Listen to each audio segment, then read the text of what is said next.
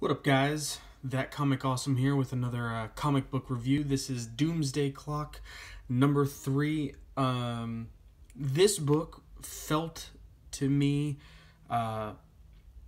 very much like a real, honest to goodness Watchmen sequel.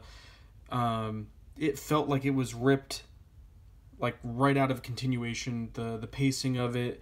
The somewhat parallel story with an old-time movie that's happening, the hints of inevitable crisis that's kind of happening outside. Again, the first issue, I really wasn't a fan of. It was dragging. It was slow. It didn't really. It didn't really make sense. Well, not that it didn't make sense. Just it didn't feel. It felt like a slow just burn. The second issue really picked up on that, where you got a lot more plot points and a little more to sink your teeth into. And this to me is like you've been going up the roller coaster, and now we're on the ride. We're in it, and it's amazing. One of the things, probably the one gripe I have about this issue is just a little bit of continuity error. And I mean, hit me up in the comments if you think I'm wrong.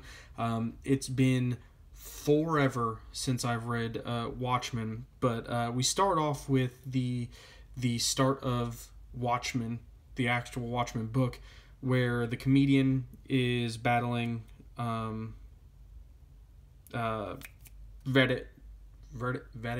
however you pronounce it, in his office, and he throws him out the window. And this is continuity issue I have, number 1. In Watchmen, again, I'm pretty sure the comedian's body is on the ground, and it hits the ground, and it's a crime scene, because at that point, Rorschach walks by him with his sign. But in this, as he's falling, he is then teleported to Gotham by Dr. Manhattan. That was, again, just a little bit of a, I hope they explain that, a little bit better of, one, why the comedian is here in this, in the DC universe. And then it kind of picks up after that little backstory. It picks up right where the last issue left off, with the comedian confronting Vedek in Lex Luthor's office. They fight. It's a really good, well put together action. The art, the pacing. Again, this feels like exactly how Alan Moore wrote it, and the way it felt back when I read this. Probably, I read Watchmen in the early. I bought it on trade paper in the early 2000s, mid 2000s. Oh, I loved it. It was great. So they fight. Ozymandias gets away. We go back to Rorschach and Batman. So they meet. Rorschach gives Batman the journal from the original Rorschach, because this is not the original Rorschach, to try and get him up to speed on trying to find Dr. Manhattan. Then this, finally, so in the first issue, Rorschach breaks out the Marionette, which, everyone was like, oh, it's a knockoff Harley Quinn, and her husband, the Mime, which, everyone, was kind of like, he's like a low-grade Joker, just he doesn't talk. I want to get to... I'm going to skip some stuff. A scene here. So they go into a bar, because they're like, hey, we want something to drink. So they go into a bar, and...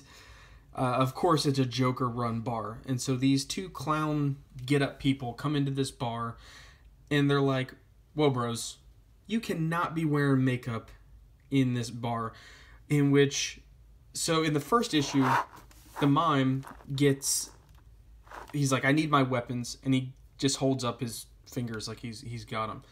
Well, it turns out he has weapons, and they're freaking invisible, which was an awesome surprise.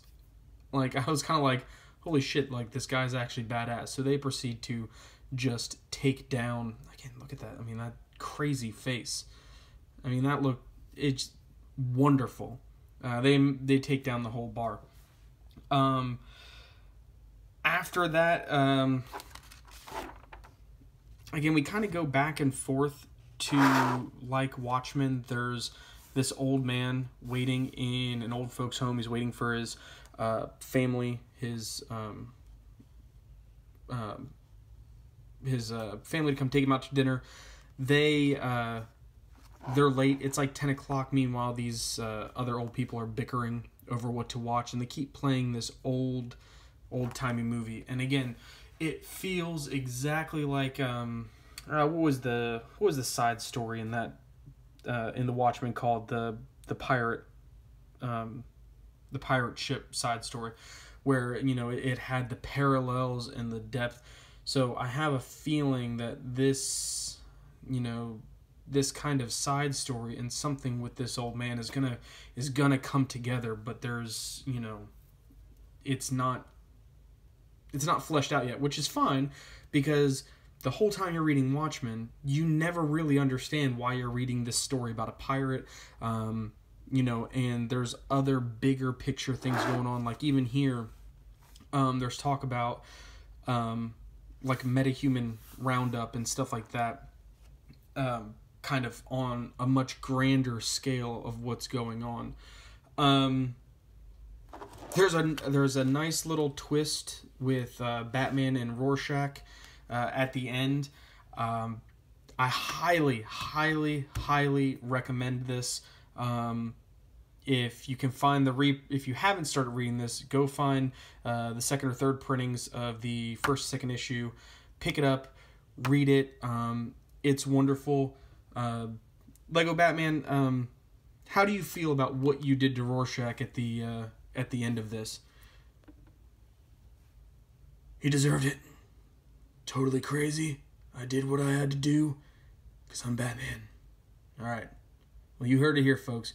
Batman did what Batman had to do at the end of this book.